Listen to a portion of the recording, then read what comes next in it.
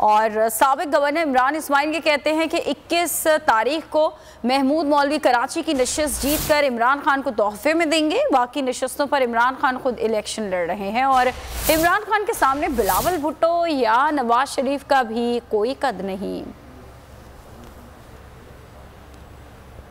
21 तारीख को महमूद मौलवी इंशाल्लाह जीत कर ये सीट इमरान खान को तोहफे में देंगे। 28 तारीख को हमारे बल्दियाती नुमाइंदे यहीं से इंशाल्लाह फतेहयाब होंगे और पाकिस्तान तहरीक इंसाफ का इंतखाबात और मजीद कराची में बाकी हैं जिसमें इमरान खान साहब खुद हिस्सा ले रहे हैं। उसके बारे में कुछ कहना इसलिए बेकार है कि इमरान खान के सामने खुद बिलावल भुट्टो का कोई कद नहीं है, इमरान खान के सामने नवाज शरीफ का कोई कद नहीं है, तो इसका मतलब है कि उनके हवारियों का भी कोई कद नहीं। आज पूरी कौम इमरान खान के साथ खड़ी।